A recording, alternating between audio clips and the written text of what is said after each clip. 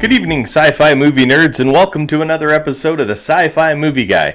My name is Mike, and this is weekly show number 28. So let's get started as we always do with Star Wars news. And our first story today is, I helped break the internet, along with all of you other Star Wars fans who stayed up late on Sunday night, early Monday morning to buy new Rogue One tickets.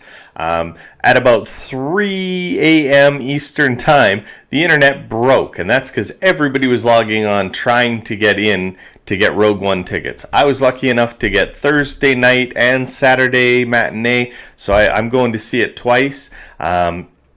And of course, on Thursday night, as soon as we're done seeing it, me and Jason from Trench Run Rebels are going to come back here and do our Rogue One non-spoilers review. We're also going to tape the Rogue One spoilers review at the same time, but we won't put that up until Monday morning after the weekend so that everybody's had a chance to watch it before we do our spoilers review.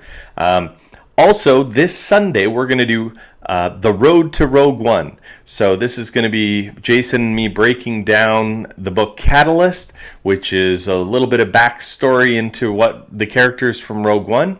And then we're going to talk about our predictions for the Rogue One movie. How much of a role does Darth Vader have? All these cool things. We're going to theorize about them. We're going to want you guys to theorize in the comment section about your thoughts about Rogue One. And so that's coming out. We're going to tape it on Sunday. Monday morning it should be up on the channel.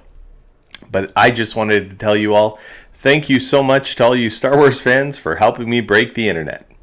And our next story in Star Wars news today is, why haven't we seen an Obi Wan Kenobi film announcement yet? It may be that he's not done in the trilogies. Rebel Force Radio reported that we will probably have to wait until Episode 9 is finished. Is Rey a Kenobi? Kenobi had a relationship with Satine in the Clone Wars animated series, so could Rey be his granddaughter? Will we see Ewan McGregor as a Force ghost in Episode 8 or 9? Only time will tell. And I gotta tell you, I thought this was a really, really good theory. And then I was watching Collider Jedi Council yesterday, and Christian Harloff thinks that Lucasfilm planted this story. They wanted this to get out, and they gave it to Rebel Force Radio. And it makes sense because, you know, everybody's clamoring about when are we getting an Obi-Wan movie? When are we getting an Obi-Wan movie? And it doesn't make sense for somebody like the guys in Rebel Force Radio. They have connections inside Lucasfilm. And so they're not going to do anything against that group to lose their connections and lose, you know, their inside scoops. So I tend to believe what Christian Harloff is saying because he's got a lot of inside scoops at Lucasfilm and Disney as well. So for him to say that they probably broke this story on purpose, I tend to believe him because he usually knows what he's talking about when it comes to Star Wars. So let's get into sci-fi news. So in sci-fi news, our first story today is 20th Century Fox dropped a pre-Thanksgiving surprise for fans of the Alien franchise. The studio unveiled the very first poster for Alien Covenant, director Ridley Scott's follow-up to Prometheus. The poster also revealed that Fox has moved up the release date from August 4th, 2017 to a new date of May 19th, 2017. Michael Fassbender returns from Prometheus, joining a new crew of explorers that include Catherine Waterston, Danny McBride, and Billy Crudup. In other Alien Covenant news, in honor of Ridley Scott's 79th birthday yesterday, 20th Century Fox released a behind-the-scenes image from the set of Alien Covenant of what appears to be the original space jockey from the first movie Alien. This also seems to tease a direct connection between Alien and its second prequel Covenant. So, I gotta tell you, I love the Alien franchise, all with the exception of the first Alien movie. I love Aliens. It's fantastic. And I'm really looking forward to seeing this movie. I can't wait to see what it's about. And yeah, that's really all I have to say about that. I'm excited to see Alien Covenant. And if you are, let me know in the comments section below, because I'd love to know your thoughts on this. And our next story in sci-fi news is, we had thought 20th Century Fox had released a new Assassin's Creed trailer, but it turns out that it was sent out by a hacked Ubisoft email and it was a fake. Even though this movie plot seems to be a winner, A revolutionary technology that unlocks his genetic memories, Callum Lynch, played by Michael Fassbender, experiences the adventures of his ancestor Aguilar in the 15th century Spain.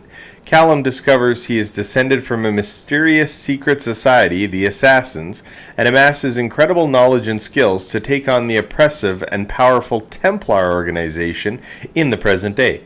The movie will hit theaters on December 21st. And I wasn't very excited to see this movie when the first trailer came out, and I saw it in the theaters, and I said, oh, that doesn't look great. But as we're getting closer and I've seen more trailers, you know what? I am kind of excited to see this movie. I love the lore of the Templars, the Knights Templar, so I want to see if that's what it's about. I know there's the video game out there. I never play video games, so I can't really tell you what the video game is about or the plot in the video game.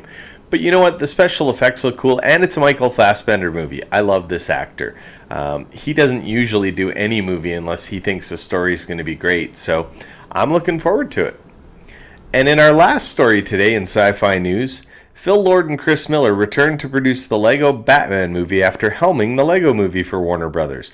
The duo promised that the standalone film would pay tribute to the cinematic legacy of the Batman characters, and now, thanks to Twitter, co-director Chris McKay has confirmed that Billy D. Williams will reprise his role of Harvey Dent from the Tim Burton-directed Batman movie.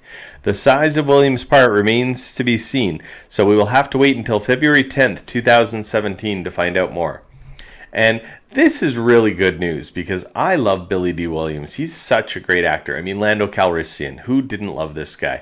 I was actually disappointed when later on in the Batman movies, they replaced Harvey Dent's Two-Face character with Tommy Lee Jones. They didn't follow through. Harvey Dent didn't continue in the movies like the Billy D. Williams didn't continue, and they replaced with Tommy Lee Jones. And, you know, I love Tommy Lee Jones, great actor, but I would have liked to have seen Billy D. Williams take on Two-Face. So I'm excited to see that he's coming back and he's going to be in the Lego Batman movie. I wasn't a huge fan of the first Lego movie, to be honest with you. I thought the best parts of it were Batman. So this movie I am definitely going to go see on opening weekend. They're talking about lots of other cameos from other actors that have been in all of the other Batman movies. So I'm really looking forward to seeing who they all get on board to do this. That's it for weekly show number 28. I hope that you'll send me an email if you want to ask a question on the air. My email address is movieguySci-fi@gmail.com. You can also follow me on Twitter @movieguySci-fi. And just remember, everybody, nerds rule the world.